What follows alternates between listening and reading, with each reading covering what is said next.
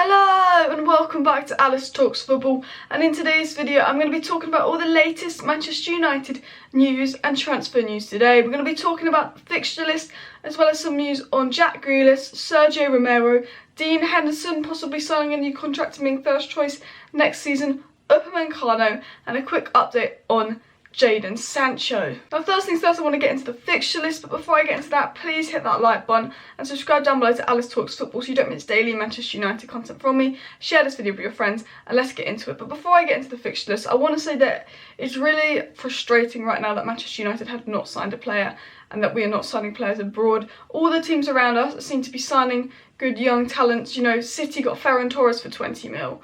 You know, Chelsea, they've got Ziyech, Havertz, most likely, and Werner. Manchester United, they need to hurry up and get a few deals done, get a few deals out of England because you can get cheaper players. I just don't want us to spend 80 million on Jack Grealish when we can get Donny van de Beek for 40 million, if you know what I mean. So it is a little bit frustrating right now, but hopefully in the coming weeks Manchester United will sign some players, but Woodward and the Glazers. But let's address some of that. But first things first, we have the fixture list. And we've got quite a few hard opening fixtures. Now our first game is Burnley, but that's been postponed because we're in the Europa League, so they've postponed that game. So our first official game is on the 19th of September, which is my birthday, and we will be playing Crystal Palace. But our first couple of fixtures are quite hard. So it'll be Crystal Palace, Brighton, Tottenham, Newcastle, Chelsea and Arsenal, all before November. So that's why I think we need to sign players, because obviously the transfer window shuts mid-October, but we've got some hard fixtures before mid-October, so we need to get players signed and settled in for those games. You know, we don't want to lose to Arsenal. Arsenal are banter FC, you know. If you lose to Arsenal, you're getting bantered. So that's why we need to hurry up, get someone like Sancho over the line, get Van der Beek, and definitely strengthen. That's the fixture list. Other key dates on the fixture list are like the Manchester Derby, which is Saturday 12th of September, which is Saturday the 12th of December, which is the home one. And then the away one is all the way in March against Manchester City. Our final game of the season is against Wolves, which will be a hard one. But hopefully we'll have top four sealed this season before the final game. Now let's get into the official transfer news. And first things first, I'm going to give you a quick update on jadon Sancho. This will only take a few seconds. Now Laurie Whitwell from The Athletic basically came out and said, Joel Glazer is the one who stands firm on United's position. He pays special attention to large expenses and expressed reluctance to hit the price of 120 million euros for Sancho, plus additional salary and commission costs. So basically, in other words, everything but Sancho was done, it's just the Glazers won't let it happen. That's literally all it is, it's the Glazers. Sancho's agreed personal terms. Manchester United believe that he's worth that price, will pay that money, but the Glazers won't. So it's really the only thing that stands between us and getting jadon Sancho is the Glazers, so maybe we need to march over to America and burn their house down. Well, don't actually, that was a joke, but you know what I mean. They continued up by saying, insiders think Sancho is worth 120 million euros, even in this climate, because of his potential decade of football before him, and are adamant Sancho's value would hold for many years and even rise if he were to replicate Dortmund performances at United. So Manchester United want him.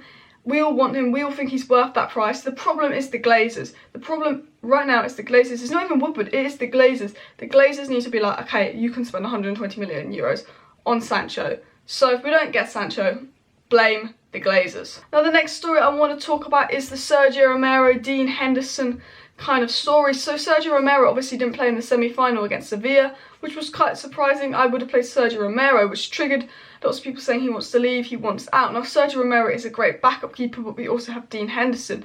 And there's a lot of news that Sergio Romero will be leaving Manchester United this summer, and there's news that Dean Henderson is staying, because obviously Sheffield United have gone and brought Bournemouth's Aaron Ramsdale, so obviously we're not learning about Sheffield United, which means Dean Henderson will stay. We know that Dean Henderson wants to stay and fight for his place. He wants first team football, he'll be willing to fight for his place. Dean Henderson's obviously at training at Carrington and all that, but there's lots of news that Dean Henderson's going to sign a 100 grand a week contract with Manchester United and give De Gea some proper competition, which I think will be good, because I think Dean Henderson is real competition for De Gea. I thought Romero was a good goalkeeper, but I think with Dean Henderson, you know, De Gea will know he's not safe.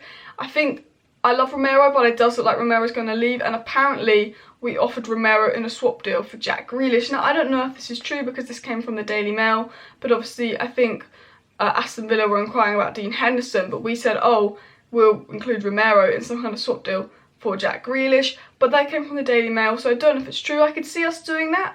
I could see us maybe trying to include a Dayot or Romero to lower the price of Jack Grealish, because we know that Ole Gunnar Solskjaer really wants Jack Grealish, and I would quite like Jack Grealish at Manchester United. I just feel like with Jack Grealish, he's going to be over £50 million, and I just think there's better, younger, cheaper options out there abroad. I'd be happy with Jack Grealish, but I feel like with Manchester United I worry because we're not really getting players that aren't British, and I think we do need to look abroad at players. But it does look like Sergio Romero could leave, and it does look like Dean Henderson could be in our squad next season, and then like he could push De Gea out. The only problem is a player like De Gea is on such big wages that it's like he's not really someone you want to put on the bench. He's just like, you sell him or you have him starting every game. But then Phil Jones is on 150 grand a week and he does F all, so I guess. ESPN also reported that Chelsea, Leeds and Everton are interested in Sergio Romero, and I do think we could probably get like 10 million for Sergio Romero because he's a really good backup keeper. Laurie Whitwell from The Athletic continued to come out and say that Manchester United is still interested in Upamecano, and that Upamecano will continue to be supervised by Manchester United. Now, we know that Manchester United are looking at young, quick centre-backs, however, it's believed it's not a priority. It's believed that Manchester United's priority this season is Sancho and a midfielder, followed by a centre-back. Now, Dayot Upamecano would be a great centre-back. He was brilliant against Atletico in the Champions League the other day, got obviously the man of the match. You know, he's quick, he's young, he's a good ball-playing centre-back for Leipzig. The problem is he could be quite pricey because he signed a new deal. A lot of teams will want him, but Upamencano would be a great signing for Manchester United, and obviously we're supervising him, but we are supervising like a lot of players. So does this mean Upamecano is going to join? No, it just shows that we're interested in him. Now, I personally believe Upamecano would be a brilliant signing for Manchester United. If we brought Upamecano, Van der Beek and Sancho, I'd be very happy with the summer transfer window. But I'm pretty sure he signed a new deal at Leipzig because obviously he had that release clause. So we'd have to pay like 60 million to get him, which I don't think we will. Plus, we spent 80 million on Harry Maguire last summer. I think Upamecano is the type of player that this time next year we could be very heavily linked with.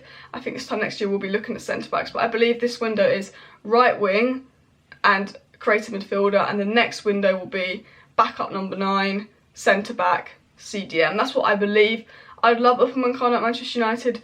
It's good that we're looking at him, good that we're interested in him, especially with Gabriel looking like he's going to Arsenal. Maybe we've turned our attention to Upamencano. However, Gabriel was much more realistic because he would have cost us about £20 million, and I can't see us spending more than £30 million on a defender, considering we spent £80 million on Maguire last window. But if there's any updates on that, I will let you know, because we have been linked to Upamecano on and off throughout the transfer window. Now that's all the transfer news today. Regarding some news on the Jack Grealish, Sergio Romero swap deal, obviously plus cash, which I don't think is true because it's from the Mail.